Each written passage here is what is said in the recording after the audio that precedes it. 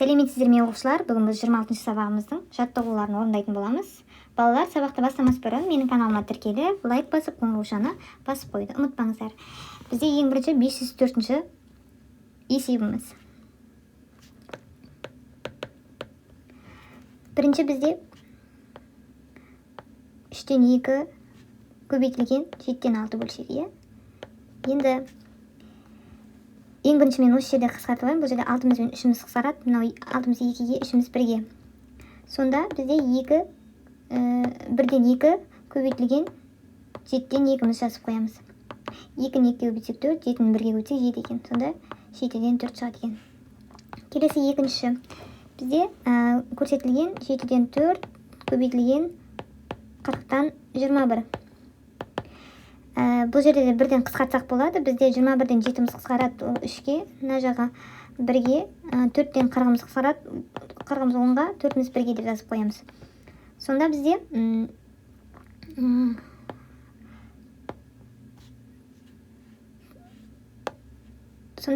мынау 1-ден 1-мізді жазып қойайық. Жаңағы 10-ды 1-ге көбейтсек 10, 3-ті 1-ге көбейтсек 3 екен балалар. Демек, 10-нан 3-мізді біз жазып қоямыз. Келесі, үшінші. Бізде берілгені 32-ден 37 көбейтілген 9-дан 8. Енді, осы жерден бізде 1-ден қысқартып жіберсек болады. 32-міз бен 8-мізді қысқартып жіберейік. Ол 4-ке мына жерге 1-ден береміз. Сонда 37-міз бен 9-мыз қысқарылмайды. Бөлінбейді. Демек, біз мына жерге 37-ні 1-ге көбейтіп аламыз. Ол 37, 9-ды 4-ке оны бөлік-бөлік жазсақ та болады. Бірінші 4-тен 37 көбейтілген 9-дан 1 деп жазамыз. Сонда бізде 4-міз 9-ға көбейтсек 36, 37-ні 1-ге көбейтсек 37, ол бізде 36-тан 37, 1,36-тан 37 деп жазылады екен балалар. Араласып бөлшекке келтіргенде. Енді 4-ші бізде 11-ден 5 көбейтілген 25-тен 22. Ең бірінші балалар, бұл жерде біз қысқартсақ болады. 22 мен 11-міз қысқарады. Бұл жерде не жерге 1-ден. Енді 25 мен 5-міз қысқарады. Не жерде 5-ден, не жерде 1-ден берсек болады. Енді жазады екенбіз. Бізде 1-міз бен 1-мізді жоғары жағына. Не жерде 5-мізді жазады екенбіз. Астыңғына 5-мізді. Жоғары жақта біз мына жерден 2-ден берген едік. Сондай сол 2-мізді жазамыз. Сонда бізде 5-ті 1-ге көбейтсек 5, 2-ні 1-ге көбейтсек 2 болады екен. Келесі енді 5-ші. 5-ші бізде берілгені 35-тен 8 көбейтілген 12-ден 5.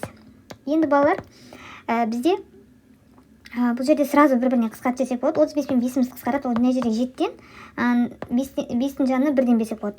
Келесі 8 мен 12-міз қысқарады. Бұл жерде 3-тен, мына жерде 2-ден берсек болады. Енді жазамыз 7-тен 2 көбейтілген 3-тен 1. Бізде енді бұл жерде 2-міз бен 1-ді көбейтеміз және 7-міз бен 3-ті көбейтеміз. Сонда тең бізде 7-ні 3-ке көбейтсек 21, 2-ні 1-ге көбейтсек ол бізде 2-ге тең екен балалар. Енді біз 505-ші есебімізді шығарайық. Келесі балалар 505-ші тапсырмамызды жазайық. Бізде берілгені біріншісінде 9-дан 7-міз көбейтілген 6 делінген. Енді бұл жерде бізде 6-мыздың астына 1-мізді жазып қоямыз. Сонда бір-біріне тепе-тең болады. Демек бұл жерде біз 9 мен 6-мызды қысқарамыз. Бұл 3-ке және 6-тан 2-ге қысқарады. 7-міз бен 1-мізді солай жазып қойық. Енді 3-тен 7 көбейтілген 1-ден 2-мізді жазамыз. Сонда 3-ті 1-ге көбейтіп аламыз. Ол бізде 3, 7-ні 2-ге көбейтеміз. Сонда ол 14. Сонда оны аралас санға айналдырған кезде 4,3-тен 2-міз шығады екен балалар. Келесі екінші бізде 4 көбейтілген 20-дан 3 делінген. Енді бұл жерде біз 1-ден қысқартсақ болады. 20-ден 4-мізді 5-тен, не жерде 1-ден беріп тең. Енді бұл жерде 1 көбейтілген 5-тен 3. Енді тең 1-ден 1-міз жазып қоймыз. Көбейтілген 5-тен 3-мізді қайтадан жазамыз. Сонда тең ол бізде 5-тен 3 болады екен. Келесі үшінші бізде берілгені 6-тан 5 көбейтілген 3 делінген. Бұл жерде 6-мізден 3-мізді сразу қысқартып жіберсек, мына жерде 2-ден береміз, мына жерден 1-ден береміз. Енді тең 2-мізден 5-мізді жазып қояйық. Тең енді 2 мен 5-ді араласанға айналдырған кезде 2,2-ден 1 болады екен. Келесі 4-ші тапсырма. Бұл жерде 14 көбейтілген 16-тан 7 берілгені бізде. Тең осы жерде 1-ден қысқартамыз. Енді 16 мен 14 мысалы мына жерде 8-ден, мына жерде 7-ден береміз. Сонда бізде 7 мына жерде көбейтілген 8-ден 7. Енді мына жерде тепе-тең болу үшін мына жерде астына тағы 1-ден береміз. Сонда бізде астында 1 көбейтілген 8, үстіне біз 7 көбейтілген 7-ні жазамыз. Тең, сонда бізде 8-ден 49 болады екен. Демек 1 мен 8-міз осы көбейтсек 8, 7 мен 7-міз көбейтсек 49. Енді біздің аралас санға айналдырсақ бізде 6,8-ден 1-міз шығады екен. Келесі енді 5-ші бізде берілгені 27 көбейтілген 9-дан 2 екен. Тең. Енді бұл жерде балалар 1-ден қысқартамыз. 27-міз бен 9-мыз қысқартсақ, мына жерде 3-ден, мына жерде 1-ден береміз. Сонда 3 көбейтілген 1-ден 2-міз жазамыз. Тең, енді 3 пен мына жерде 2-мізді көбейтеміз. Тең, сонда бізде 6 саны шығады екен балалар. Енді келесі тапсырмаға қарайық.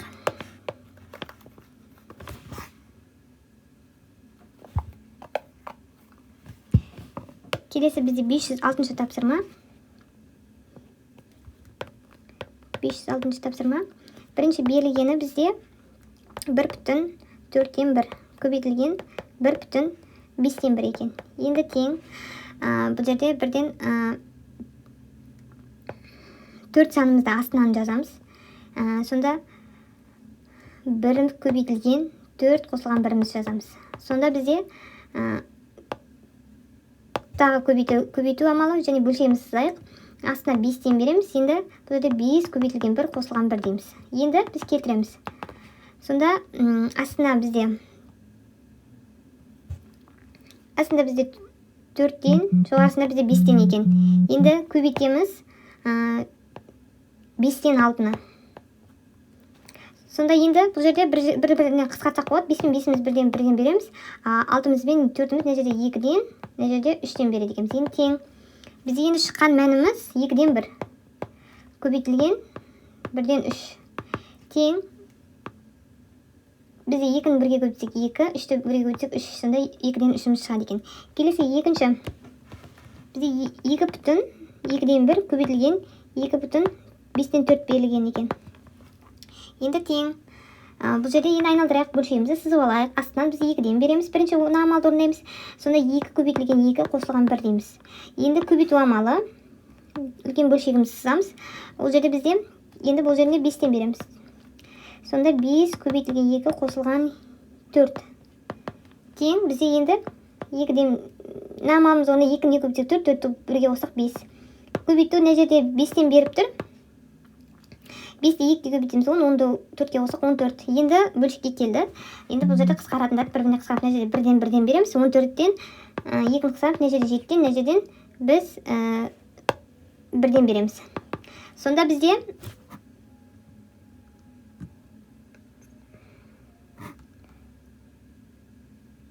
мына жерде біріміз жазып қойайық. Көбейтілген 7-ден 1 дейміз. 1-ден 7 дейміз. Тең амалымыз жазып қойайық.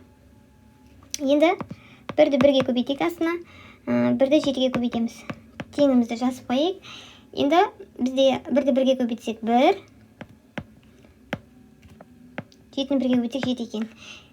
Тең, сонда 7-ні 1-ге көбейтсек 7 амалымыз шығады екен балалар. Келесі 3-ші тапсырма. 3-ші бізде берілгені бізде 2,7-ден 2 екен. Көбейтілген 1,8-ден 1. Енді бұл жерде бірінші біз 7-мізді жазып алайық. Мына 7-мізді бөлшек сызайық. Астына 7, үстіне 7-ні бірінші көбейтеміз 2-ге, сосын барып қосамыз 2-ге деген. 7-ні көбейтеміз 2-ге, сосын барып қосамыз 2-ге. Енді көбейту амалын жазайық. Үлкен бөлшегімізді сызайық. Бұл жерде астына 8-мізді қайтадан жазамыз. Сонда мына жерде 8-ді біріншіден 1-ге көбейтеміз, сосын барып 1-ге қосады екенбіз. Енді шыққан амалымыз бізде 7-ні 2-ге көбейтсек 14, 14-ті 2-ге қоссақ 16. Сонда 7-ден 16-мызды жазып қойайық. Енді көбейтеміз. сегізімізді жазамыз. 8-ді 1-ге өтсек 1, 8-ді 1-ге өтсек 8, 8-ді 1-ге қосақ ол бізде 9 болады екен балалар. Енді бұл жерде бізде 7-мізден 9-ымыз қысқармайды, 16-мізден 8-іміз қысқарады екен. Сонда 2-ден 1-іміз жазып қойып. Енді тең бізде 7-ден 2 көбейтілген 1-ден 9. Енді тең бұл жерде үлкен бөлшегімізді сызайық. 7-мізді 1-ге көбейтеміз, 2-мізді 9-ға көбейтеміз. Тең бұл жерде 7-ні 1-ге өтсек 7, 2-ні 9-ға өтсек 18. Енді 7-мізді 18-мізді араластанға келтіруге келеткен, ол бізде 2,7-ден 4 болады екен. Келесі енді 4-ші тапсырмада бізде 1,5-ден 3 көбейтілген 7,2-ден 1 делінген. Тең бұл жерде бірінші 5-мізді жазып алайық. Сонда 5-мізді 1-ге көбейтіп 3-ге қосамыз. Көбейту амалын жазып қойып, үлкен бөлшегімізді сызайық. Бұл жерде 2-мізді жазамыз. Бірінші 7-мізді 2-ге көбейтіп, сосын 1-ге қосамыз деген сөз. Тең енді бізде не жерде 5-мізді дәл солай жазып қоямыз. Астыңғы бөлшекке 5-ті 1-ге өтсек 5, 5-ті 3-ге қоссақ 8. Келесі екінші бөлшекті орындайық. 2-мізді жазайық. 7-ні 2-ге көбейтсек ол бізде 14, 14-ті 1-ге қоссақ 15. Енді мына жерде қысқаруға келетін амалдар бар екен. Демек 15-мізден 5-мізді қысқартамыз. Ол бізде мына жерде 3-тен, мына жерде 1-ден, 8 пен 2-ні қысқартамыз, мына жерде 4-тен, мына жерде 1-ден келеді екен. Енді тең бізде 4-тен 1-ден 4 көбейтеміз, 1-ден 3 екен. 1-ден 3-мізді. Енді тең бізде 1-ден 12 шығады екен. 1-ді 1-ді көбейтсек 1, 4 пен 3-мізді 12. 12-ні 1-ге көбейтсек бізде 12-ге тең болады екен балалар. Енді келесі амал, мен тағы өшіріп алайын. Келесі біз 5-ші тапсырмасына келдік. Бұл жерде 5-шінде бізде 2,7-ден 1 көбейтілген 2,15-ден 2 делінген, балалар. Енді бірінші 7-мізді орындап аламыз. 2-ні көбейтеміз 7-ге, сосын барып 1-ге қосады екенбіз. Келесі бізде көбейту. Үлкен бөлшегімізді алайық. Мына 15-мізді жазамыз бұл жерге. 15. 15-ті біз 2-ге көбейтеміз, сосын барып 2-ге қосады екенбіз, балалар. Сонда бізде 7-ден 15-міз шығады. Мына жерде бізде 2-ні 7-ге көбейтсек 14, 14-ті 1-ге қоссақ 15. Сонда 7-ден 15 деген сонымен шықты. Енді келесі бізде 15-мізді дәл солай жазамыз. 15-ті 2-ге көбейтеміз. 30, 30-ды 2-ге қоссақ 32 шығады екен. Енді бұл жерде қысқартатын амалдарымыз бар. 15, 15-ге қысқарады әрине. 1-ден береміз. 32-мізден 7-міз қысқармайды, өткен бөлінбейді олар. Енді 7-ден 1-мізді жазып қоямыз. Көбейтілген бізде 1-ден 32-мізді жазып қоямыз. Енді оны 1-мен 7 көбейту, 1-мен 32 көбейту амалын жазамыз. Сонда бізде 7-ден 32 болады. 7-ден 32-ні араластанға көбейтсек, ол бізде 4,7-ден 4-ге келеді екен. Келесі балалар, 6-шы тапсырмасын орындайық. Бізде 6-шысында 2,9-дан 2 көбейтілген 2,40-дан 19 делінген. Енді тең. Бұл жерде біз 9-мізді жазып қойайық. 2-мізді 9-ға көбейтіп, сосын 2-ге қосамыз деген сөз. Келесі бізде 40-мізді жазып қойайық. 40 амалымызды жазып қойымыз. 2-ні көбейтеміз 40-қа, сосын 19-ға қосамыз деген сөз, балалар. Сонда бізде амалдар мына жерде бізде 9, 2-ні 9-ға көбейтеміз 18, 18-ді 2-ге қосамыз, ол бізде 20. Енді көбейтеміз. Бізде мына жерде 2-ге 40-ты көбейтіп, 19-ді қоссақ бізде 99. Демек 40-тан 99-мызды жазып қоямыз. Енді тең бұл жерде қысқаратын амалдар бар. Мына жерде 99-мізден 9-мыз қысқарады. 11-ден береміз, мына жерде 1-ден береміз. Мына жерде 40 пен 20-мыз қысқарады. Сонда мына жерде 2-ден береміз, мына жерде 1-ден береміз. Енді бөлшегімізді сызайық. Шыққан амалдарымызды жазайық. Ол бізде 1-ден 1-мізді жазып, және 2-мізбен 11-мізді жазамыз. Енді 1-мен 2-ні көбейтеміз, 1-мен 11-ді көбейтеміз. Тең. Енді бізде 2-ден 2-ні 1-ге көбейтсек 2, 11-ді 1-ге көбейтсек 11-міз шығады. Енді бұны араластанға келтіретін болсақ, ол бізде 5,2-ден 1 шығуға болады екен. Келесі 7-ші тапсырманы жазайық. 7-ші тапсырма бізде бұл жерде 2,10-нан 2, 2,10-нан 1 көбейтілген 2,7-ден 1 дейді. Енді тең. бұл жерде 10-ымызды жазамыз бірінші.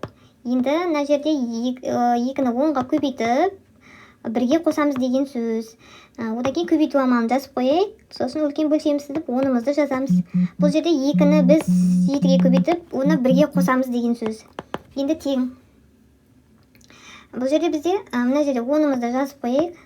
2-ні 10-ға көбейтсек 20, 20-ны 1-ге көбейтсек, ол бізде 21. Сонда 10-нан 21 жазамыз. Көбейту. Бұл жерде астыңғы 10-ымызды жазамыз. Келесі бөлшекте 2-ні 7-ге көбейтсек 14, 14-ті 1-ге қосып, бізде 15. Енді бұл жерде бізде қысқартатын амалдар бар. 21-мізбен 21-мізбен мына жерде 7 жазылу керек екен. Мен қателесіп кеттім қазір. Енді 21 мен 7 қысқартуға келеді екен. Демек, бұл 3-тен 1. Енді 15-тен 5-іміз қысқарылады. Біздерде 3-тен, мына жерде 2-ден береміз. Енді тең 2-ден 3-ті жазып қойайық. Көбейтілген 1-ден 3-іміз жазайық. Енді 2 мен 1-мізді көбейтеміз деген сөз. 3 мен 3-мізді көбейтеміз дегенді.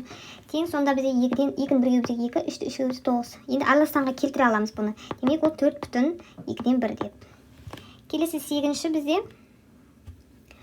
8-ші тапсырмада бізде 4,6-тан 1 көбейтілген 1,5-тен 2 делінген. Енді бұл жерде 6-мызды жазайық. 4-ті 6-ға көбейтіп 1-ге қосамыз. Көбейту үлкен бөлшегіміз жазайық. Бұл жерде 5-мізді жазып қойайық. 1-ге 5-ті көбейтіп, оған 2-ге қосамыз деген сөз. Енді астыңғы 6-мызды жазамыз. 4-ті 6-ға көбейтеміз. 4-ті 6-ға көбейтеміз, және оны 1-ге қосамыз. Сонда ол бізде 6-тан 25 болады. Енді көбейтеміз. Мына бөлшекті орындайық. 5-мізді жазып қоймыз. Астындағы 1-ді 5-ге көбейтеміз. 5, 5-ті 2-ге қоссақ, ол бізде 7 болады екен. Енді балалар, бұл жерде қысқартатын амалдар бар екен. Бұл жерде қайсысын қысқарады бізде? 25 пен 5 қысқарады екен, 5-тен мына жерде 1-ден береміз. 6 мен 7 қысқаруға келмейді екен балалар. Енді жазамыз тең. Тең бізде мына жерде бөлшегімізді сызайық. Сонда бізде 6-тан 5 қалды. Және 1-ден 7-міз қалды. Енді бөлшегімізді сызайық. Бізде 6-ны 1-ге көбейтсек 6, 5-ті 7-ге көбейтсек 35 екен. Енді бұл жерде бізде аралас санға келтіретін болсақ, ол 5,6-тан 5 болады екен балалар. Келесі 9-шы тапсырманы орындайық. Оны өшіріп тастайын. 9-шы тапсырмада бізде 1,7-тен 1 берілген, көбейту 2,11-ден 6 берілген екен. Енді бұл жерде біз 7-мізді жазып қоямыз. 1-ді 7-ге көбейтіп 1-ге қосамыз. Көбейту амалын жазып, үлкен бөлшегіміз сызайық. Мына жерде бұның астына 11-мізді жазып қойайық. 11-ді 2-ге көбейтіп, оны 6-ға қосамыз деген сөз. Сонда бізде неяқта бірінші амалды орындайтын болсақ, 7-мізді жазайық. 1-ді 7-ге көбейтсек 7, 7-ні 1-ге көбейтсек, ол бізде 8 екен. Мына жерде менде 4 амалды. Енді бұл жерде 1-ді 7-ге көбейтсек 7, 7-ні 4-ге қоссақ, бізде ол 11-ге тең екен. Сонда ол 7-тен 11. Көбейту. Енді мына екінші амалды орындайық. 11-мізді дәл солай жазып қоямыз. 11-ді 2-ге көбейтеміз. Ол 22, 22-ні 6-мызға қоссақ 28. Сонда 11-ден 28-мізді жазып қоямыз. Тең. Енді бұл жерде қысқаратын амалдар бар. 11 мен 11-міз қысқарады. 1-ден және 1-ден береміз. 28 бен 7-міз қысқарады. Мына жерде 4-тен, мына жерден 1-ден береміз. Енді тең. Бізде 1-ден 1 көбейтілген 1-ден 4-мізді жазып қойайық. Тең. Сонда 4 мен 1-мізді көбейтсек 4, 1 мен 1-мізді 4-ті 1-ге көбейтсек, ол біз бөлсек, то есть ол бізде 4-ге тең болады екен. Келесі 10-шы тапсырмада берілуін жазайық. Ол жерде бізде 1,5-тен 1 көбейтілген 2,12-ден 2 екен. 12-ден 11 екен. Тең, бірінші 5 амалымызды жазып алайық. 5-мізді 1-ге көбейтіп, 1-ге қосамыз деген сөз. Келесі амалда 12-мізді жазып қоямыз. Астыңғы бөлшекке 12-мізді 2-ге көбейтіп, 11-ге қосамыз деген сөз. Сонда мына жерде Бірінші амалда бізде 5-іміз шығады. 5-ті 1-ге бөлсек 5, 5-ті 1-ге қоссақ 6-ымыз шығады. Көбейту. Енді 12-мізді жазып қоямыз астыңғы бөлшекке. 12-ні 2-ге көбейтеміз. Ол 12-ні 2-ге көбейтсе 24, 24-ті 11-мізге қосамыз, 35. Енді мына жерде қысқартатын амалдар бар екен. 35 пен 5 қысқарады. Ол бізде мына жерде 7-ден, мына жерден 1-ден бересің. 12-мізден 6-мыз қысқарады. Мына жерде 2-ден, мына жерден 1-ден береміз. Тең. Сонда бізде 1-ден 1 көбейтілген 2-ден 7. Енді 2-мізден 1-мізді көбітсек 2, 7-мен 1-мізді көбітсек 7 екен. Тең ол бізде 3,2-ден 1 алыс санға келтірдік. Енді 11-ші тапсырмаға келейік.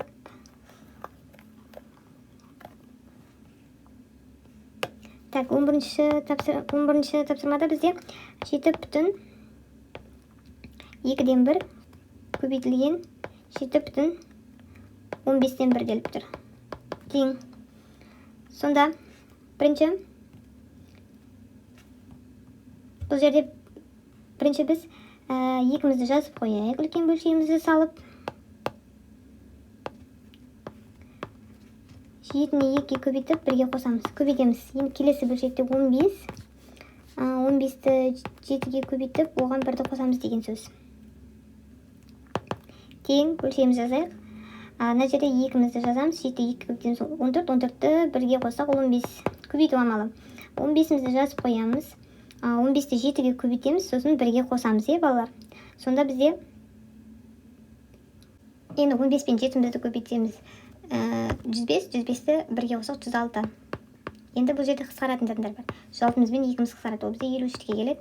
Мына жерде 1-ден береміз. 15 пен 15-мізді 1-ден келеді. Енді жазамыз. Тең 1-ден 53-мізді жазамыз. 53-ті 1-ге бөлетін болсақ, ол бізде 53-ке тең екен. Келесі 12-ші тапсырмада бізде 7,9-дан 5 көбейтілген 1,17-ден 1. Тең. Енді бұл жерде 9-мызды жазайық. Бөлшегіміз сызып, 7-міз бен 9-мызды көбейтіп 5-ге қосамыз. Келесі көбейту амалын жазам. Келесі бөлшекте бізде 17-мізді жазам астына. Мына 17-мізді. 17-мізді 1-ге көбейтіп 1-ге қосамыз. Тең. Енді балалар, бұл жерде бірінші амалды орындайық. 9. 7-мізді 9-ға көбейтіп, оған 5-ті қосамыз, сонда 68 болады. Көбейту, мына астында 17 амалын жазып қоям. 17-ні 1-ге көбейтеміз, 17, 17-ні 1-ге қоссақ 18 екен. Енді бұл жерде қысқаратын жерлер бар екен. 68 бен 17 қысқарады. Мына жерде 4-ден береміз, мына жерде 1-ден. 18 бен 9-ны қысқарамыз, мына жерде 2-ден, мына жерде 1-ден береміз. Тең. Енді 1-ден 4-міз жазып қоямыз, және 1-ден 2-міз жазып қоямыз. Тең. 4 пен 2-ні көбейтсек, ол бізде 8 болады екен, балалар. Енді келесі 507-ші тапсырмаға кірсеміз. Ол үшін мен мына жерді өшіріп алайын. 507-ші тапсырмада бізде, балалар, біріншісінде 12 көбейтілген 2-ден 12 көбейтілген 2,6-дан 1 берілген. Тең. Енді 12-мізді жазайық. Көбейтілген 6-мызды жазып қоямыз. Бұл жерде 6-ны 2-ге көбейтіп 1-ге қосады екенбіз. Тең. Енді 12 көбейтілген 6 амалымыз қайтадан жазамыз. 6-ны 2-ге көбейтсек 12, 12-ні 1-ге қоссақ 13. Енді бұл жерде тең. 12-міз бен 6-мыз қысқарады екен, балалар. Сонда мына жерде 2-ден, мына жерден 1-ден береміз. Тең. Бізде 2 көбейтілген 1-ден 13-міз жазамыз. Тең. Сонда 2-ні 13-ге көбейтсек, ол бізде 26-ға тең екен. Келесі 2-ші тапсырмасын жазайық. 507-нің 2-ші тапсырмасы 14-ті көбейтеміз 2,14-ден 11. 14-мізді дәл солай жазып қояйық. Үлкен бөлшегімізді сызып, астына 14-мізді 14-ті 2-ге көбейтіп 11-ге қосамыз деген сөз. Тең. Енді бұл жерде 14-ті қайтадан жазамыз. 14-ті 2-ге көбейтеміз, сосын 11-ге қосады екенбіз. Ол бізде 14-тен 39. Енді мына жерде 14 пен 14 қысқарады, 1-ден 1-ден кетеді. Сонда бізде амалымыз 1-ден 39 шығады. 39-мызды 1-ге бөлсек, ол бізде 39 шығады, балалар. Келесі 3-ші тапсырмасын жазайық. 3-ші тапсырмада бізде 5-ті көбейтеміз 2,25-тен 1 деп тұр. Тең. Енді 5-мізді дәл солай жазамыз. Мына жерде 25-мізді дәл солай жазамыз. 25-ті 2-ге көбейтіп 1-ге қосамыз деген сөз. Тең 5 көбейтілген 25-мізді қайтадан астыңғы бөлшемізге жазамыз. Сонда 25-ті 2-ні 25-ге көбейтіп 1-ге қоссақ бізде 51 болады екен. Енді тең. Бұл жерде бізде енді қысқаратын амалдар бар екен. 25 пен 5-міз қысқарады. Мына жерде 5-тен, мына жерде 1-ден беруге болады. Тең, сонда бізде 5-тен 51 шығады екен. 5-тен 51 бізде аралық санға келеді. Сонда 10,5-тен 1 шығады екен балалар. Келесі. Төртінші амалын жазайық. Бізде төртіншісінде 24 көбейтілген 5,12-ден 5 дейді. Тең. Енді 24-мізді дәл солай жазып қойайық. Көбейтілген 12 амалымызды дәл солай жазамыз. Бұл жерде 12-мізді 5-ге көбейтіп 5-ге қосамыз деген сөз. Тең. Сонда қайтадан 24-мізді жазайық. Көбейту амалымен 12-мізді жазып қоямыз. Сонда 12-ні 5-ге көбейтіп оған 5-ті қосамыз. Сонда бізде 65 шығады екен. Енді 24 пен 12 мына жерде қысқарады. Сонда мына жерде 2-ден, мына жерде 1-ден береміз. Тең. 2 көбейтілген 65 санымыз қалды. Тең. Сонда ол бізде 130-ға тең екен балалар. Келесі. 5-ші тапсырмасын орындайық.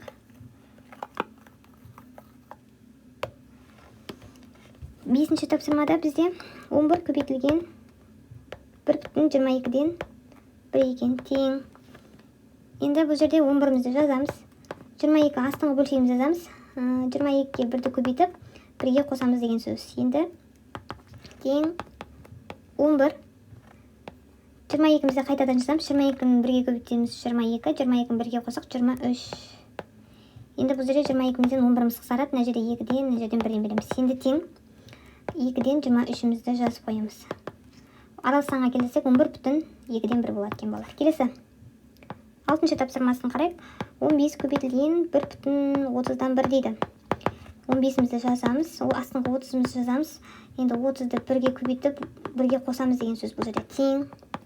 Енді 15-мізді мен астыңғы бөлшек 30-мізді жазып қоямыз. 30-ды 1-ге көбейтсек 30. Және де 30-ды 1-ге көбейтсек 30. 30-ды 1-ге қоссақ ол 31-ге тең болады. Енді тең. Бұл жерде 15-мізден 30-мыз қысқарады. Мына жерде 3-ден бересіздер, мына жерде 1-ден береміз. Сонда бізде 3-ден 31-міз шығады екен. Тең. Ол бізде аралық санға келтіретін болсақ, балалар 10,3-ден 1-ге келеді екен. Енді 508-ші тапсырмамызға. Келесі балалар 508-ші тапсырма бізде бірінші. Бізде берілгенде x бөлінген 19 тең 1 делінген. Енді x-ті табамыз. X тең біз 1-мізді алдыға шығарамыз көбейту амалымен. Сосын 19-мызды жазамыз. X тең бізде 19-ға тең болады екен. X тең 19-ға тең болады екен. Келесі екінші. Бізде x бөлінген 19 тең 16 делінген. 10-нан 16. X тең 10 мен 16-мызды алдыға шығарамыз. Және көбейтеміз 19-ға. Кері амалмен бөлу амалын көбейту амалына келтіреміз. X тең. Сонда бізде 10-мызды жазамыз, және 16-мызбен 19-мызды көбейтеміз. X тең бізде 10-нан 16-ны 19-ға көбейтсек 304 болады екен. 10-нан 304-мізді жазамыз. X тең, сонда бізде 30-дан аралық санға келтіргенде 30,10-нан 4 болады екен балалар. Келесі бізде енді үшінші.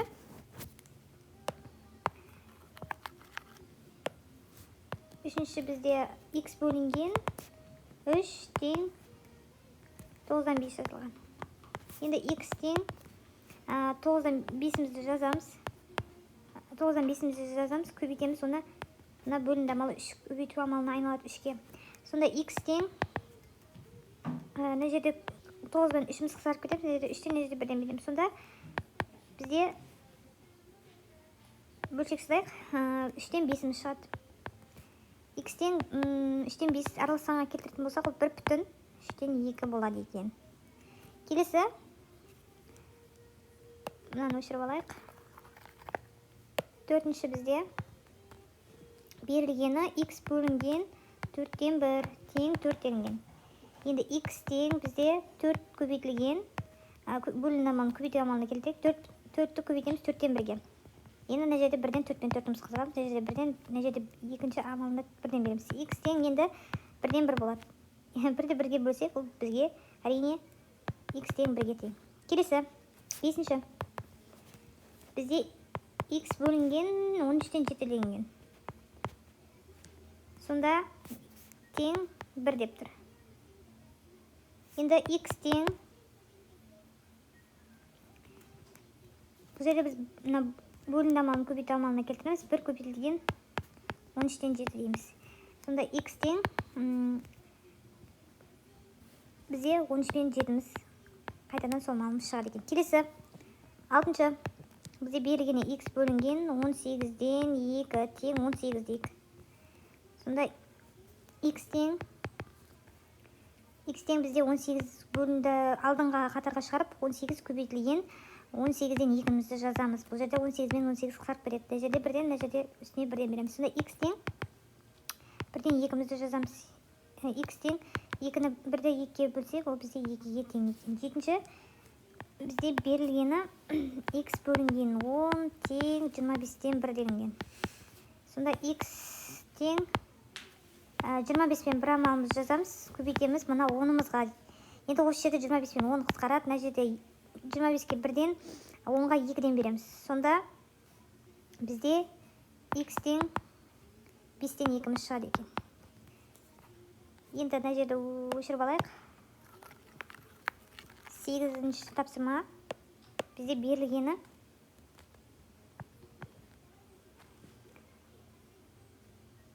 X бөлінген 10-нан 3 тең 2-ге делінген.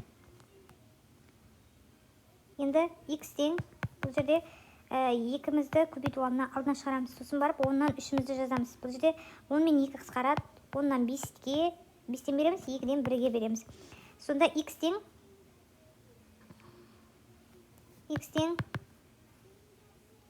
бізде 5-тен 3 амалымыз шығады екен.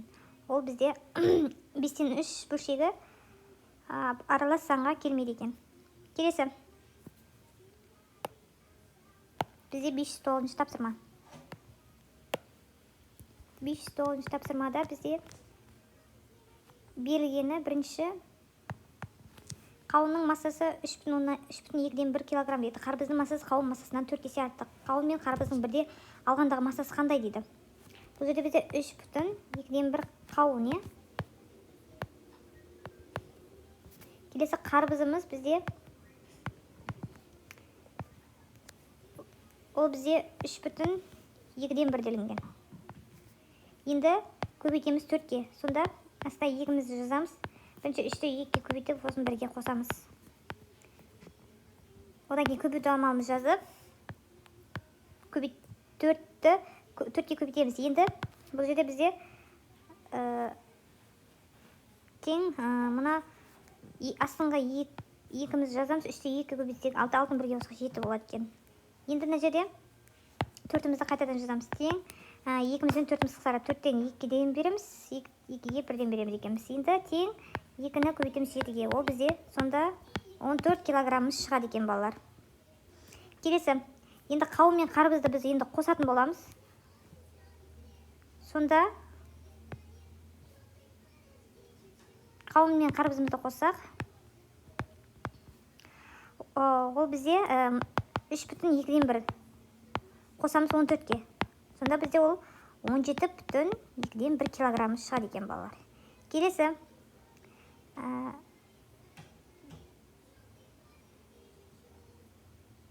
асқабақты табатын боламыз.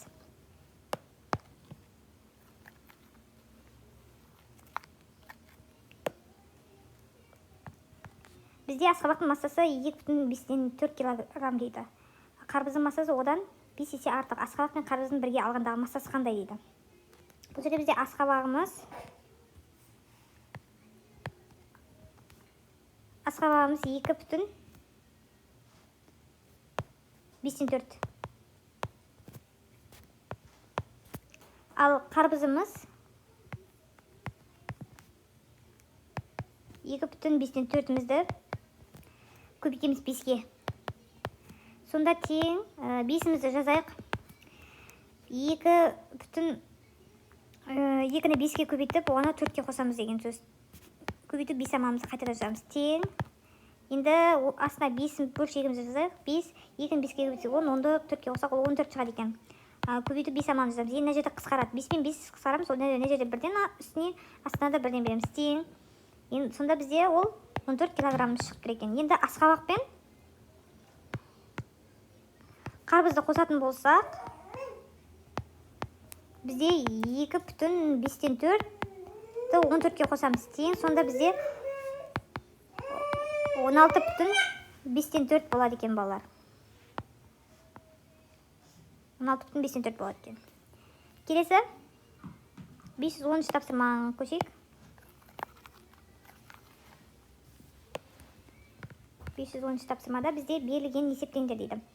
Бұл жерде бірінші бізде жақшаның ішінде 4-тен 1-дің квадраты делінген. 4-тен 1-дің квадраты, яғни ол 4-тен 1 көбейтілген 4-тен 1 деген сөз. Тең, сонда 4-ті көбейтсек 16, астыңғы бөлшегіміз көбейте аламыз, 1-ді 1-ге көбейтсек 1-іміз шығады екен. Екінші, бізде жақшаның ішінде 9-дан 1-дің кубы делінген. Ол дегеніміз бізді 9-дан 1-ді бір-біріне 3 рет көбейтеміз. Сонда ол бізде 9-ды 3 рет көбейтсек 729, 1-ді 3 рет көбейтсек ол өзі бір саны шығады екен. Келесі үшінші, бізде берілгені 5-тен 2. Жақшаның ішінде 5-тен 2-нің кубы делінген.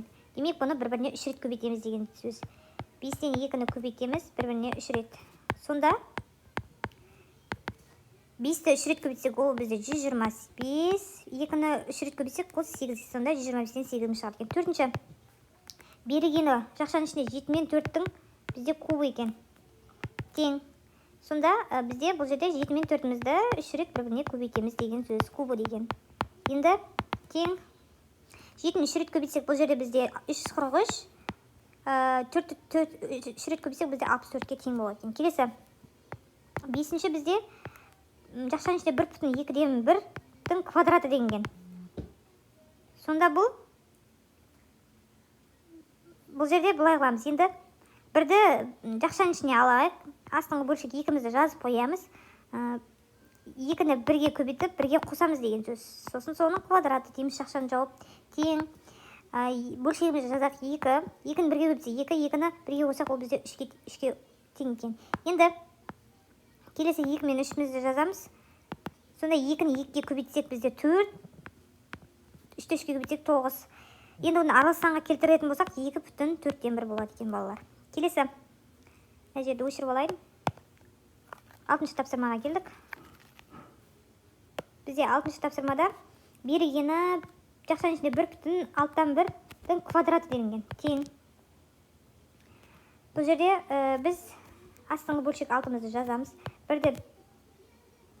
бірінші 6-ны 1-ге көбейтіп 1-ге қосамыз. Сонда бізде жақшаның ішіне аламыз. Ол бізде 6-ны қайтан жазамыз. 6-ны 1-ге өтсек, 6-ны 1-ге қосақ 7 екен. Сонда соны 6-тан 7-нің квадраты деп жазып қойып.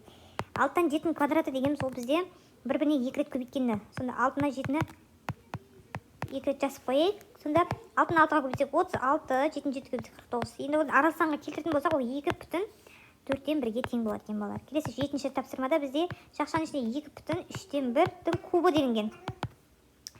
Бұл жерде бізде бөлшектің астын жазып қойып, 2-ні көбейтеміз 3-ге, 1-ге қосамыз деген сөз. Және бұны жақшаның жауап кубы деп жазып қойып. Тең. Бұл енді бізде кубы дегеніміз бір-біріне 3 рет көбейткендігі. Кубы дегеніміз бір-біріне 3 рет көбейткендігі. Сонда тең.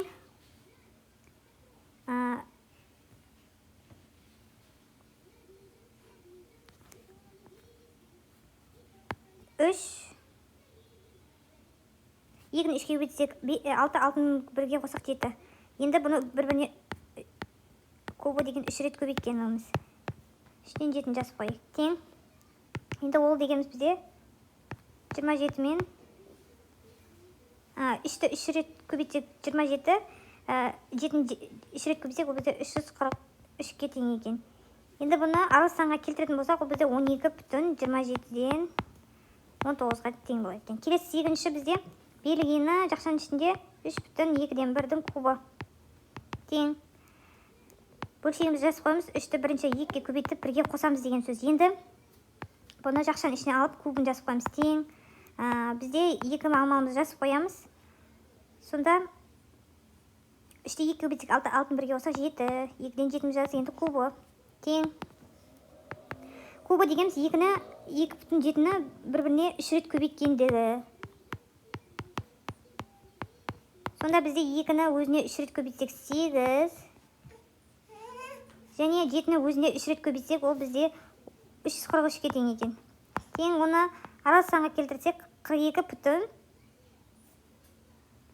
42 бүтін ол бізде 8-ден 7-ге келеді екен балалар. Келесі балалар 511-ші тапсырма. Бізде берілгені біріншісінде жақшаның ішінде 7-ден 2 қосылған 3,2-ден 1 дейді. Көбейтеміз 4,3-ден 2. Енді тең бірінші біз жақшаның ішін ашайық. Үшімізді алдыға шығарамыз, қосу, ортақ бөлімде келтіреміз. 14-мізді жазып қоямыз. Сонда біз 14-ті 7-ге бөлсек, ол бізде 2, 2-ден береміз. 14-ті 2-де бөлсек 7 екен. Сонда 7-ден береді екенбіз. Енді 4-ті қосылған 7 жазып қоямыз. Жақшаның ішін жауып, жақшаның сыртына көбейтілген 4,3-ден 2-мізді жазады екенбіз. Енді тең 3 бүтін, енді мұна бір жақшаның ішін орындайық. 14-мізді жазамыз. 4 пен 7-мізді қоса бізде 11. Көбейту 4,3-ден 2-мізді жазамыз. Енді бұл жерде бізде арал санды келтіріп алайық. Сонда астыңа 14-мізді жазамыз.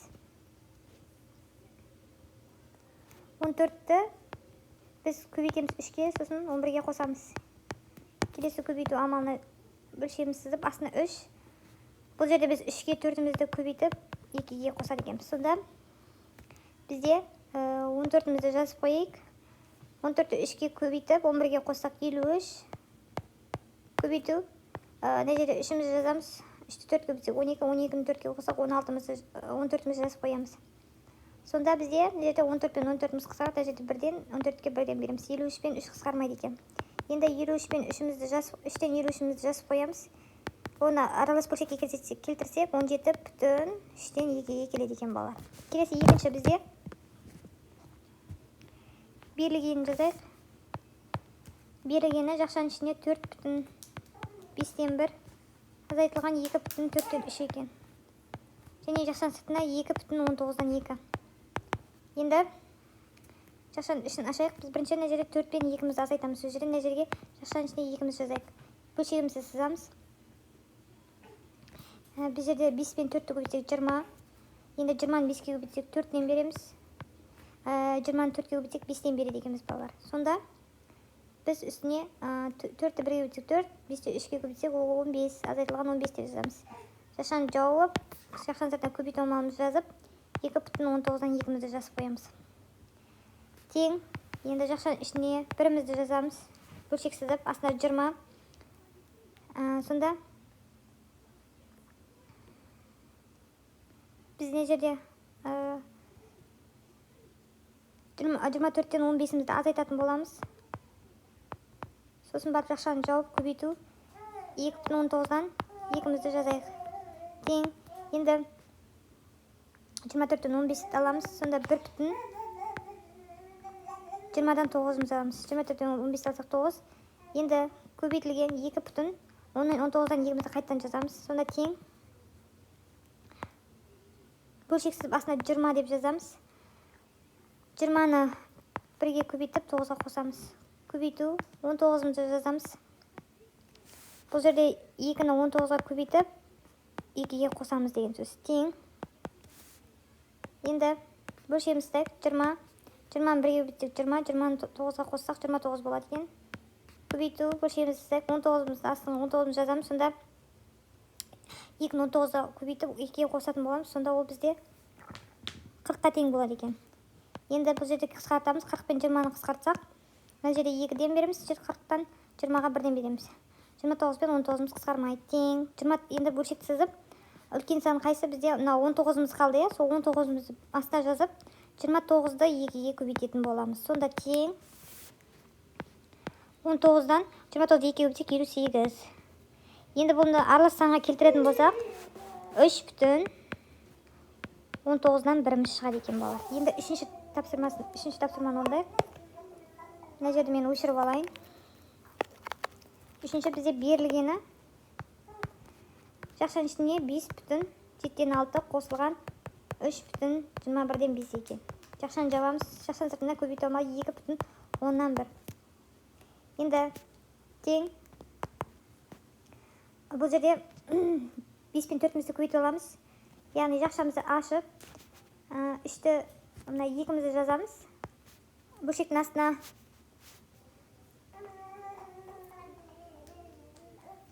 бұл жерде бірінші 5 пен 3-мізді қосып аламыз. Сонда ол жақшаның ішінде 8. 5 пен 3-міз 8. Бөлшегіміз сызайық. Бізде үлкен сан қайсы ортақ бөлім келтірген 21. 21-мізді жазамыз. Енді 21-ді 7-ге көбейтсек, ол бізде 3-ден береміз. 21-ді 21-ге көбейтсек, ол 1-ден береді екенбіз балалар. Сонда 18-мізді 3-ті 6-ға көбейтеміз, 18. 5-ті 1-ге көбейтсек, 5. 18 мен 5-ді қосамыз дегеннен.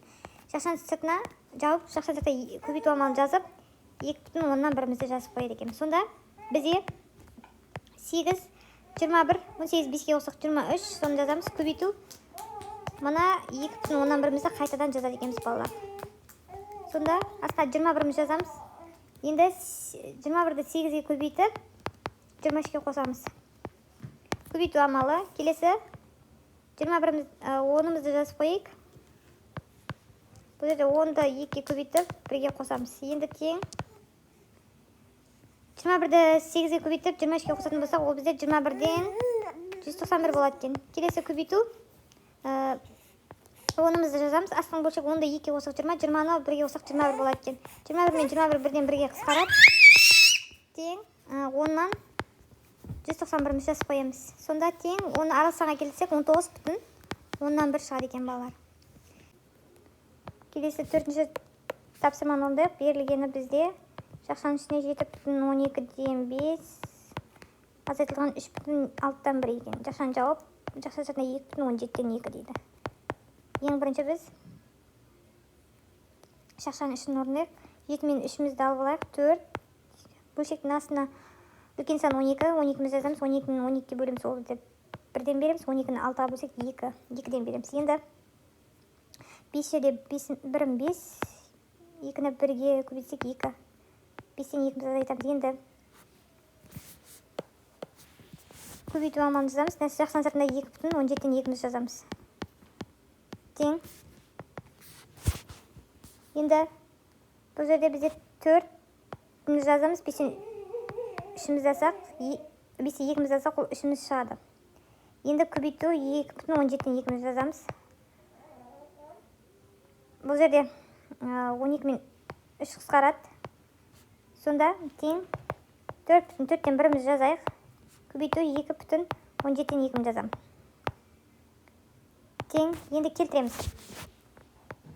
Демек 4 бөлшегімізді жазамыз. 4-ті 4-ге көбейтіп 1-ге қосамыз. Келесі астыңғы бөлшек 17-мізді жазамыз. 17-ні 2-ге көбейтіп, оны 2-ге қосамыз. Тең.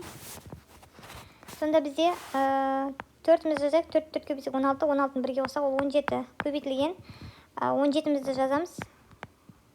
17-ні 2-ге көбейтіп, және оны 2-ге қосамыз. Сонда ол 36-ға тең. Мына жерде енді қысқарады. 36-мізбен 4-міз мына жерде 9-дан береміз, мына жерде 1-ден береміз. 17 мен 17 қысқарады, 1-ден және 1-ден береміз. Тең. Енді бізде 1-ден 9 қалады. 9-ды 1-ге бөлсек, 9-ға тең екен балалар.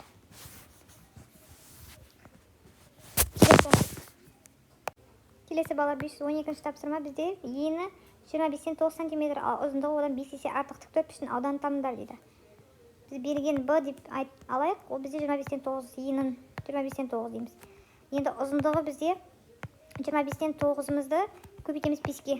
есе артық көбейту амалына келеді. Мына жерде 1-ден 25-тен 5 қысқарады. Мына жерде 5-тен және мына жерден 1-ден береміз. Сонда бізде 5-тен 9, 5-ті 1-ге көбейтсек 5, мына жерде 9 амалымызды жасап қоямыз бөлшектің үстіне. Аралық санға көбейтсек, ол бізде 1,5-тен 4-ке келеді екен. Енді S ауданы табу үшін бізде A көбейтілген B формуласына табамыз. Демек ол S тең 25-тен 9-мызды көбейтеміз 5-тен 9-ға. Демек 25-ті 5-ке көбейтсек, ол бізде 125, 9-ды 9-ға көбейтсек 81 сантиметр квадрат ауданы шығады екен балалар. Келесі 513 тапсырма.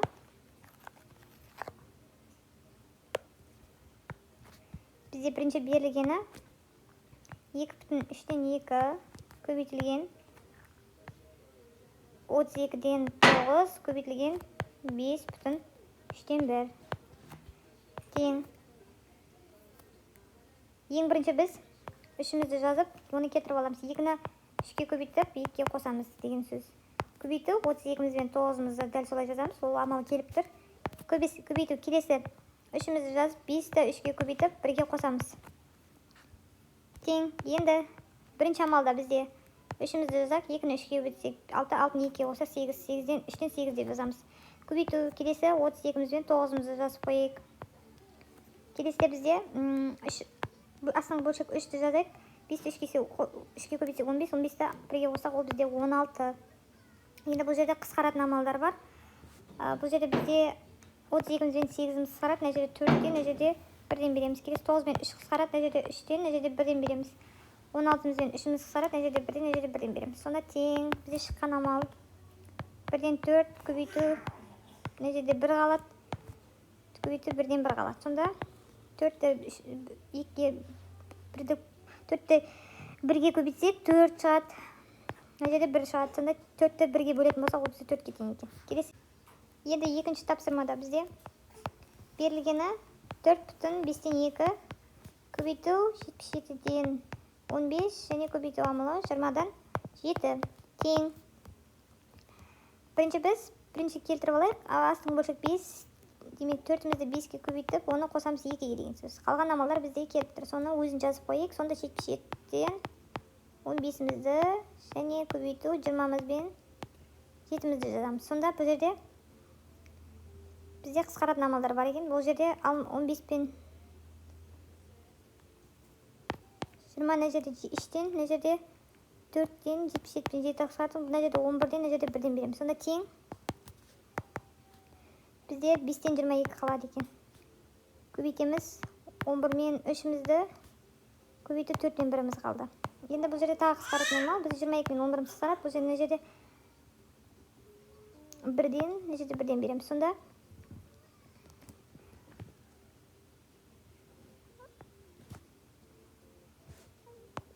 4-міз қысқарады, мына жерде бұл 2-ден келеді. Енді тең 5-тен 1-мізді жазайық, көбейтілген 1-мен 3-мізді жазайық. Көбейту 2-мізден 1-мізді жазып қойайық. Тең. Сонда 5-ті 1-ге көбейтсек 5 және 2-ге көбейтсек 10. 3-ті 2 рет 1-ге көбейтсек 3 шығады екен. Сонда 10-нан 3 шығады екен балалар. Келесі. Үшінші тапсырмасында бізде берілгені 25-тен 18 көбейтілген 27-мен 10 көбейтілген 7,2-ден 1 екен. Тең.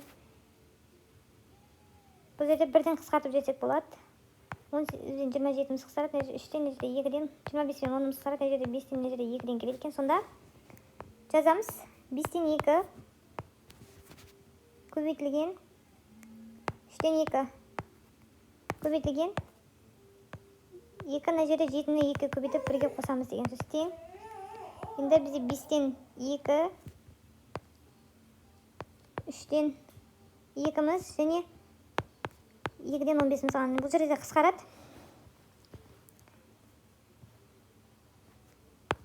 15-пен 5, мына жерде 3-тен. Ол 3-міз тағы қысқарады және 1-ден береміз. Мына жерде 2-пен 2 қысқарады, 1-ден келеді. Және мына жерде 3-міз қысқарады, 1-ден келеді. Тең. Енді шыққан амалымыз 1-ден 2 көбейтілген 1-ден 1 көбейтілген 1-ден 1. Сонда бізде 2-ден 1 2-ні 1-ге бөлсек, ол бізде 2 деген. Келесі 4-ші тапсырманы орындайық.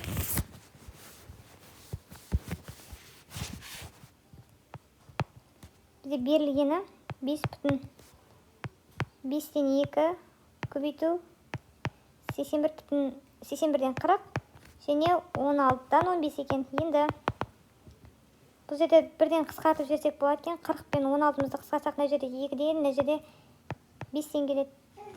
81 мен 15-мызды мына жерде 27, мына жерден 5-тен келеді. Енді жазамыз.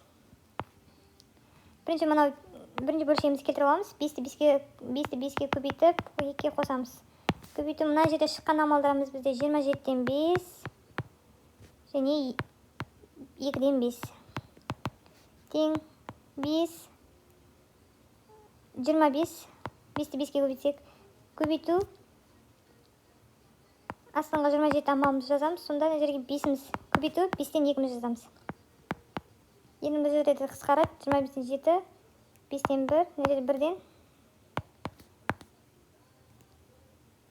тең, сонда 1-ден 1 көбейту 1-ден 1 көбейту 2-ден 5-міз шығады. Сонда тең 5-ті 1-ге және 1-ге көбейтсек, ол 5, 2-ні тоже 1-ге көбейтсек, 2 екен. Сонда 2-ден 5-міз жазып қоямыз. Аралық санға келтірсек, 2,2-ден 1-ге келеді екен. Келесі 5-ші тапсырмада бізде 6,4-тен 1 көбейтілген 1,35-тен 1 көбейтілген 2,3-тен 1 делінген. Тең. Енді бұл жерде біз келтіріп алайық. 4-мізді жазып 6-ны 4-ге көбейтіп 1-ге қосамыз деген сөз. Көбейту. Бұл жерде де біз астыңғы бөлсек 35-мізді жазамыз. 35-ті 1-ге көбейтіп 1-ге қосамыз деген сөз. Көбейту. Астыңғы 3 бөлшегімізді жазамыз. Сонда 2-ні 3-ге көбейтіп 1-ге қосамыз деген сөз. Енді табамыз. Ең біріншіде 4 амалымызды жазып, 6-ны 4-ге көбейтеміз. 24, 24-ті 1-ге қосақ, ол бізде 25. Енді көбейту. Бізде 35-мізді жазып алайық. 35-ті 1-ге қоссақ 35, 35-ті 1-ге қоссақ 36. Көбейту. 3-мізді жазып, 2-ні 3-ге көбейтсек 6, 6-ны 1-ге қоссақ 7, 3-тен 7-мізді жазамыз. Сонда енді бұл жерде қысқартатын амалдар бар.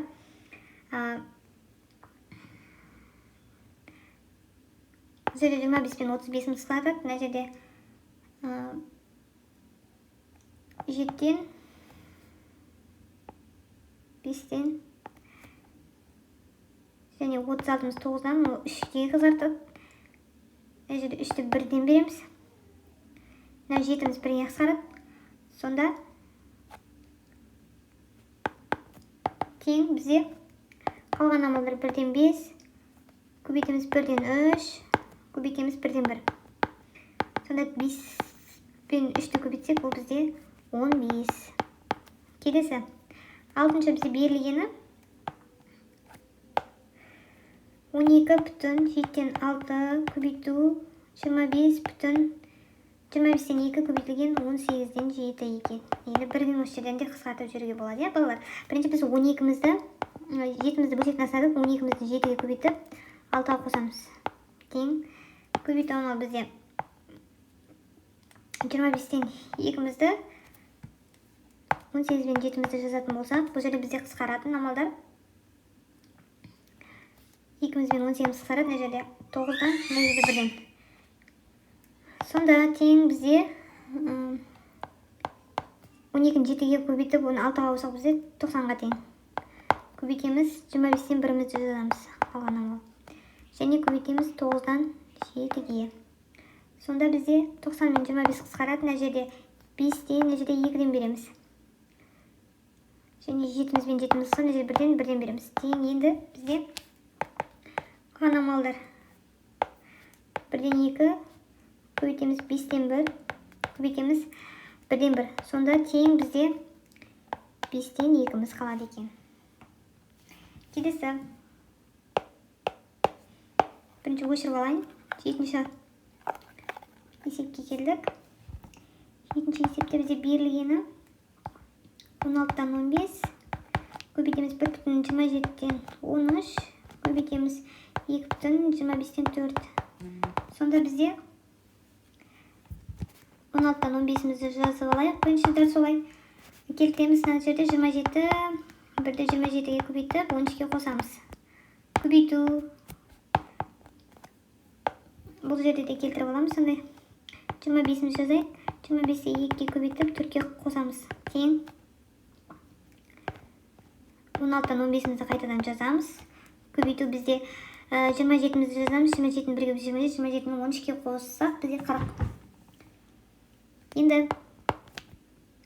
көбейту. Енді бізде тең. Көбейту 25-тен 54-іміз қалды, е? 25-ге 25-ті 2-ге көбейтіп 4-ге қосамыз 54. Енді бұл жерде қысқартамыз. 40 пен мынау қысқарады, және мынау қысқарады. Мына жерде 10-нан 10-ымызды қысқартып жібереміз, 2-ден келеді. 2-ге қысқарады, 1-ден келеді. Мына жерде 15-тен, мына жерде 9-дан 1-ден келеді. Мына жерде 4-тен және 2-ге қысқартамыз. Сонда мына жерде бізде 54 пен 25, мына жерде 5-тен келеді дедік, 1-ден қысқардық. Мына жерде 6-тан келеді, ол 3-ге қысқарады. Сонда бізде тең қалған амал 1-ден 1, көбейтем 1-ден 1 және 1-ден 3 тең, ол бізде 3-ге тең екен, е, балалар. Келесі 8-ші тапсырмада бізде берілгені 3,10-нан 9-ды көбейтеміз 13-тен 8-ге, көбейтеміз 4,6-тан 1-ге. Ең бірінші 10-ымызды жазайық. 10-ды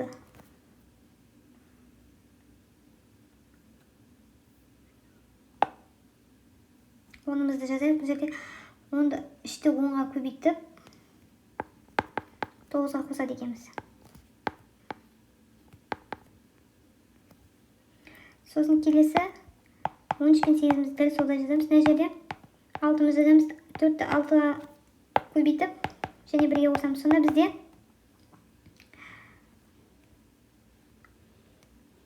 шыққан амалдар мына жерде 39. Бірінші амалда 10-нан 30-ды 10-ға көбейтіп 30, 39 көбейтеміз 13 пен 8-імізді жазып қойайық. Көбейту 6, 4-ті 6-ға көбейтіп 24, 24-ті 1-ге көбейтіп 25. Енді қысқаратын амалдар бар. 39 пен 13, мына жерде 3-тен 1-ге қысқарады. Мына жерде 1-ден 8 пен 25, 6 қысқарады. Мына жерде 5-тен, мына жерде 4-тен және 2-ден 5-імізде қысқарып кетеді 1-ден. Мына жерде 6-ымыз 2-ден және қайтадан 1-ге қысқарады. Сонда бізде қалған амалдарды жазатын болсақ, 1-ден 1 көбейтілген 2-ден 1 көбейтілген 1-ден 5 тең 2-ні көбейтеміз 5-ге, ол бізде 10. Келесі бізде 9-шы тапсырмада 9-шы бізде берілгені 8,3-тен 1-ді көбейтеміз 2,5-тен 1-ге көбейтеміз 1,11-ден 1-ге тең. Бірінші 3-імізді жазып 8-ді 3-ге көбейтсек 23, 24-ге қоссақ 24, 8-ді 3-ге 24, 24-ті 1-ге қоссақ 25, 24 пен 1-імізді жазып қойайық. Бірден көбейту 5-імізді жазамыз. 5-ті 2-ге көбейтсек 10, 10-ды 1-ге қосады екенбіз балалар. 10-ды 1-ге қосамыз. Енді көбейту 11, 11-ді 1-ге көбейтіп 1-ге қосамыз. 11-ді 1-ге қосайық дейік. Енді сонда бізде қалған амал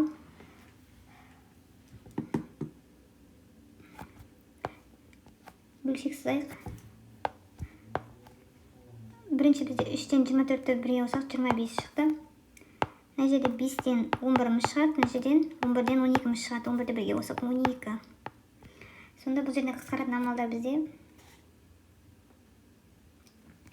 25-тен 5, мына жерде 5-тен береміз. Мына жерде 1-ден 11-іміз бен 11-іміз қысқарады. 12-імізден 3-іміз қысқарады. Сонда жерде 4-тен 1-ден береміз. Сонда бізде қалған амал тең 1-ден 5 көбейтілген 1-ден 1 көбейтілген 1-ден 4. Сонда 5-ті 4-ке көбейтеміз бірден, ол бізде 20-ға тең екен балалар.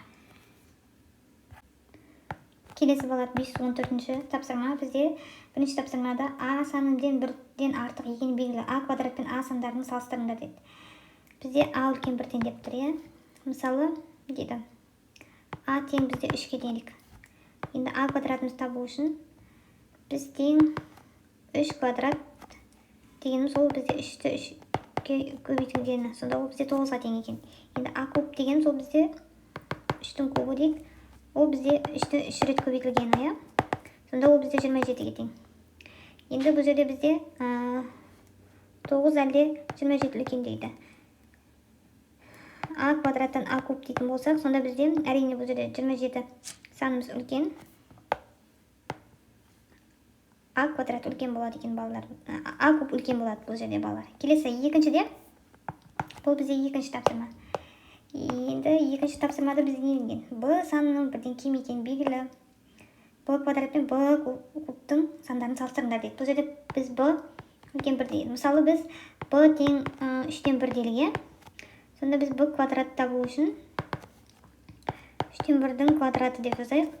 Ол да бізде 3-тен 1-ді бір-біріне 2 рет көбейткендігін айтылады. Сонда ол бізде 9-дан 1-ге тең. Енді Б куб дегеніміз ол бізде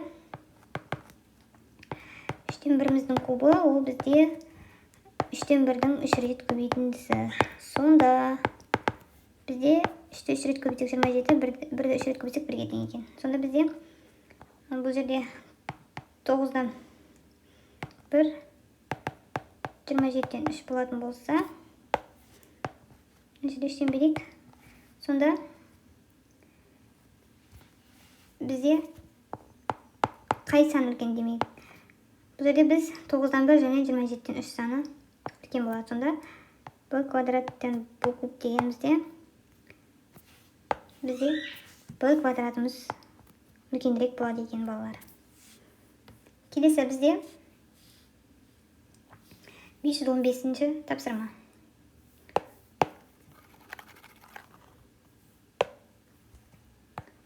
Бізде берілген тіктөртбұрыш параллелепипедтің ені 4,2-ден 1 см, ұзындығы енінен 1,27-ден 5 есе артық, биіктігінің ұзындығын 8-ден 3 есе артық, тікбұрышты параллелепипедтің көлемін табыңдар дейді. Бізде мысалы тіктөртбұрыш жазайық. Тіктөртбұрыш жазатын болсақ, ұзындығы енін алайық. Сонда Б тең бізде 4,2-ден 1, А тең бізде 4,2-ден 1-ді көбейтеміз 1,27-ден 5-ке. Сонда бізде 4-ге көбейтсек 8, 8-ді 1-ге қосамыз. Көбейту 27-міз жазамыз, 27-ні 1-ге көбейтсек 27, 27-ні 5-ке қосамыз. Сонда бізде тең 8-ді 1-ге көбейтсек 9, көбейту 27-ні 5-ке көбейтсек ол бізде 32. Бұл жерде қысқарады.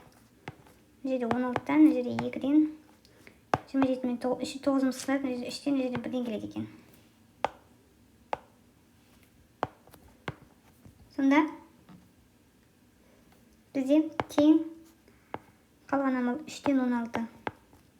Ол дейміз 5,3-тен 1. Енді Х тең бізде 3-тен 16 көбейтеміз 8-ден 1-ді. Сонда біз мына жерден 16-тан 8 қысқарамыз, мына жерде 2-ден, мына жерде 1-ден келеді. 3-пен 1-міз қысқарады 1. 2-ден 1 ол біздің 2-ге тең. Енді бізде формула бар, аудан табу үшін Б тең А көбейтілген Б және Х-ны. Сонда бізде тең ол дегеніміз 3-тен 16-мыз жазамыз, көбейтеміз 2-ден 9-мызды. Мына жерде қысқарады 9 мен 3. 3-тен, мына жерден 1-ден, мына жерде 16-тан 2 қысқарады. 16-тан 2-міз, мына жерде 2-міз бар екен, сол 2 мен 2-міз қысқарады. Мына жерде 1-ден береміз. Сол тең 1-ден 16 көбейтеміз 3-тен 1-мізді. Енді тең. Сонда 16-ны 3-ке көбейтетін болсақ, ол бізде 48 болады. 48 сантиметр кубке тең болады екен балалар. Сонда тіктөртбұрыштың параллелепипедтің көлемі 48 сантиметр кубке тең болады екен балалар. Енді 516 тапсырмамызды орындайық.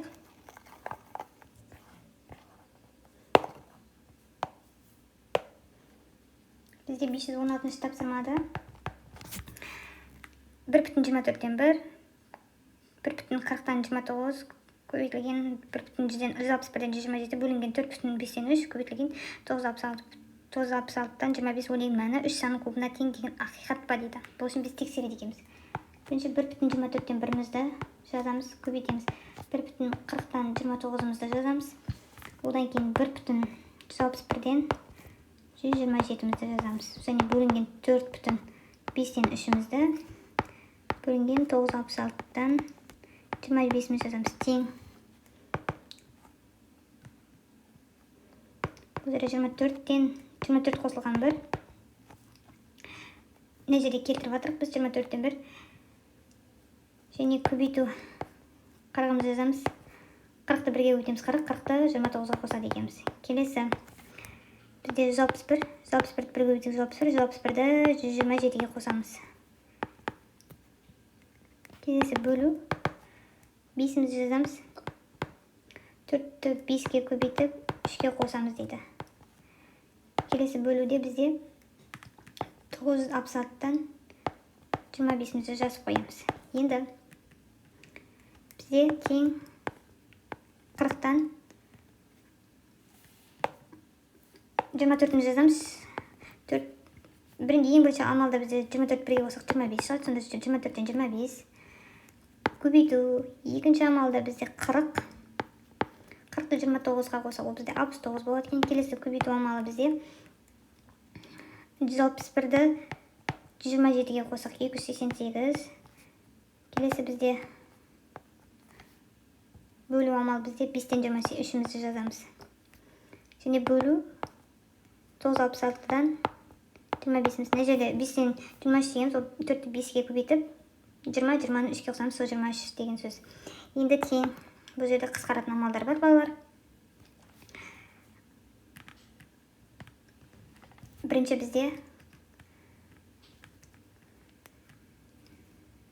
25-міз қысқарады. 40-қа не жерде 8-ден 2-ден келеді. Жерде 5-ден келеді.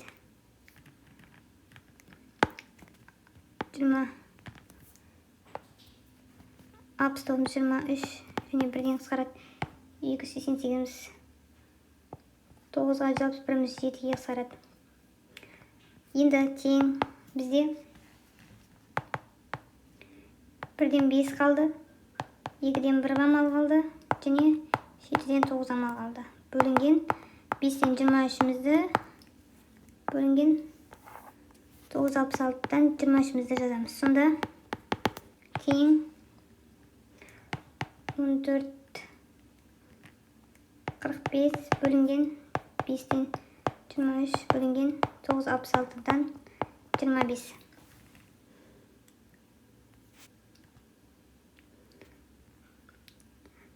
Бұл жерде 45 дегеніміз 5-ті 1-ге көбейтіп, және 9-ға көбейтсек 45 амал деген. Мына жерде негіз 5 сан. Енді тең 14-тен 45-мізді жазайық. Көбейту 23 пен 5-мізді жазамыз. Қайтадан 966-мізден 25-мізді жазамыз. Сонда тең. Енді бұл жерде қысқаратын амалдар бар. Қазір 14-мізді қайтадан жазамыз. 45-тен көбейтілген 23-тен 5-мізді жазайық көшіріп. Және 966-тан 25-мізді жазамыз.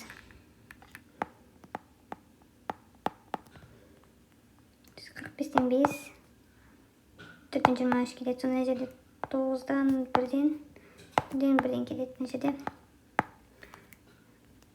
69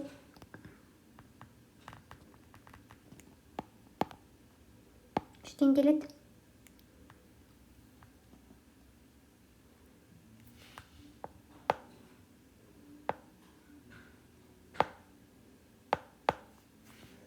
Бестен келеді мына жерде 1. Ал мына жерде 69 және 3-ден келеді екен. Сонда қалған амал бізде тең 1-ден 9 көбейту 1-ден 1 көбейту 1-ден 3 9-ды 1-ге және 3-ке көбейтеді екенбіз. Сонда 9-ды енді 3-ке көбейтсек, ол бізде 27-ге тең екен. Енді 3-тің кубы дегеніміз, ол бізде 3-тің 3 рет көбейтіндісі. Ол бізде 27. 27-ге тең болғандықтан, ол бізде ақиқат болады екен, балалар. Келесі балалар 517-ші тапсырмада тосапты түрлі жеміс-жидектерден дайындауға болады. Алмұрт пен бөгеден айва дайындалатын тосапқа керек ингредиенттер 5-ші кестеде көрсетілген 1 стақаны 200 граммнан деген. Бізде алмұрт 1 килограмм, атау беге 5 килограмм мөлшері екен. Құмшекер 4,2-ден 1 стақаны. Су бізде 3,4-ден 1 стақаны деп тұр, Бірінші біз жазайық. Алмұртымызды жазайық. Ол бізде 1 килограмм және 5 килограмм деген. Демек, бірде 5-ке көбейтіп деміз деген, сол бізде 5 килограмм шығып тұр. Енді құмшекер табайық. Құмшекер. Ол бізде 4,2-ден 1. Көбейтеміз 5-ке. Тең. 2-мізді жазамыз, 2-ні 4-ке көбейтіп, және 1-ге қосамыз деген сөз. Көбейту 5. Тең. Енді 2-мізді жазамыз, 2-ні 4-ке көбейтсек 8, 8-ді 1-ге қосамыз 9. 9-дан 5-ті көбейтеміз, 9-дан 2-ні көбейтеміз 5-ке деген. Енді тең, 2-ні жазамыз, 9-ды 5-ке көбейтеміз. Сонда бізде 2-ден 9-ды 5-ке көбейтсек 45 шығады екен. 2-ден 45 шығады. Ол айналдыратын болсақ 22,2-ден 1 шығады. Енді біз суды табуымыз керек, Су бізде 3,4-ден 1 дейді. Көбейтеміз оны 5-ке. 5-ке, сонда бізде тең 4-мізді аламыз, 3-ті көбейтеміз 1-ге, қосамыз 1-ге деген. Енді тең көбейту 5-ке ұмытып кетпейік. Енді тең бізде 4, 3-ті 1-ге көбейтсек 3, 3-ті ол бізде 13-ке тең болады екен. Енді көбейтеміз 5-мізге. Тең. Сонда 4 көбейту 13-тен 5 тең. 4, 13-ті 5-ке көбейтсек 65-ке тең. Тең. 16 бүтін арасаңа көбейтсек 16,4-тен 1-ге келеді екен. Енді біз екінші алмұртты табатын болсақ, екінші 5 килограмм алмұртты қайнатуға жұмсалған сумен қанты мөлшерін салыстырыңдар дейді. Енді бұл жерде 5 килограмм табатын болсақ, біз алмұрт су бізде 5 килограмм деп тұр. Ол 5 килограмм дегеніміз бізде 16,4-тен 1-ді айтып тұр. Енді бегеде су 5 килограмм дейік. Сонда бізде жақшаның ішіне 1,5-тен 4-ті және қосамыз 1-ге. Жақшаны жауап көбейтеміз 5-ке. Тең. Сонда бізде 2,5-тен 4 болады екен. 1-де 1-ге қоссақ 2, 2-ні 2,5-тен 4-ке келдіреді. Сонда көбейту 5. Енді бұл жерде 5, 2-мізді 5-ке көбейтіп 4-ке қосамыз. Тең. Көбейту 5. Тең. Бізде 5-тен 14 шығады. 2-ні 5-ке көбейтсек 10, 10-ды 4-ке қосып 14. Көбейту 5. Бұл жерде 5 пен 5 қысқарады. 1-ден 1-ден келеді. Сонда ол 14 килограмм болады екен. Енді алмұрт бізде ол бізде көп болады екен.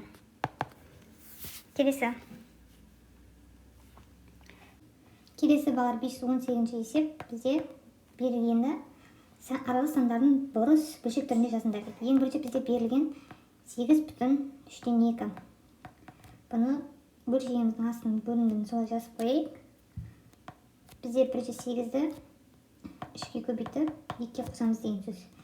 Үшімізді дәл солай жазамыз. 8-ді 3-ке көбейтіп 2-ке қосақ, ол бізде 24, 2-ке қосып 26 екен. Сонда 3-тен 26 болады екен. Екінші бізде 9,7-ден 1. Бөлімдердің астын жазып қойайық. 9-ды 7-ге көбейтіп 1-ге қосамыз деген сөз. Сонда бізде 7-мізді жазып жіберейік осы жерге.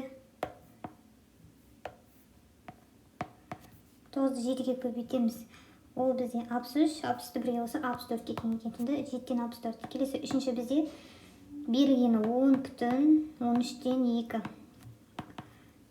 Бұны біз айналдыратын болсақ, 10 13 10-ды 13-ке көбейтіп 2-ге қосамыз деген сөз. Сонда бұл жерде бізде 13-тен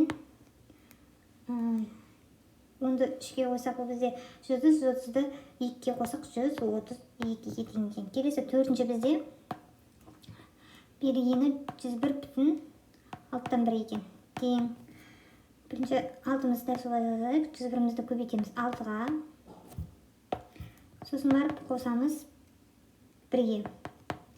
Тең 6-мызды жазайық. 101-ді 6-ға көбейтсек 606, оған 1-ді қосақ 607 болады екен балалар. Келесі бізде енді 519-ші жаттығуға көшейік. Бізде берілгені осы бөлшектердің салыстырыңдар, осы бөлшектердің көбейтесін мән табыңдар дейді. Бізде бергені бірінші 5-тен 7-тен 5 және 5-тен 7 екен. Ол үшін балалар біз 7-тен 5-мізді ортақ бөлімге келтірейік. Бұл жерде 25, мына жерде 5-тен береміз. Бұл жерде 5-тен 25. Мына жерде 35-тен астына 35, 5-ді 7-ін 35, 5-ді 5-ін 25 екен балалар. Сонда келесі мына бетіне біз 5-тен 7-мізді келтіріп алайық. Ол бізде 7-тен береміз. Сонда 5-ді 7-ін 35, 7-ді 7-ін 49 екен. Сонда салыстырсақ бізде 35-тен 49 саны үлкен екен. Ол деген 7-тен 5, 7-тен 5, әлде 5-тен 7 дейді. Әрине бұл да 5-тен 7 санымыз үлкен екен. Келесі екінші бізде 21-ден 11 немесе және 11-ден 21 дейді. 11-ден 20. Бұл жерде бізде ең бірінші 20 мен 11-мізді ортақ бөлімнен келтірсек, 11-ден берейік. 11-ді 20-ға көбейтсек 220, 11-ді 11-ге көбейтсек 121. Сонда келесі мына жерде 11-міз бен 20-мізді ортақ бөлімге бұл жерден берсек, біз 20-дан береміз. 20-ны 11-ге көбейтсек 220, 20-ны 20-ға көбейтсек 400 болады екен. Сонда бізде бұл жерде әрине 220-дан 400 сан үлкен. Енді 11-ден 20-дан 11, әлде 11-ден 20. Әрине бұл да 11-ден 20 саны бізде үлкен болады екен. Енді үшінші.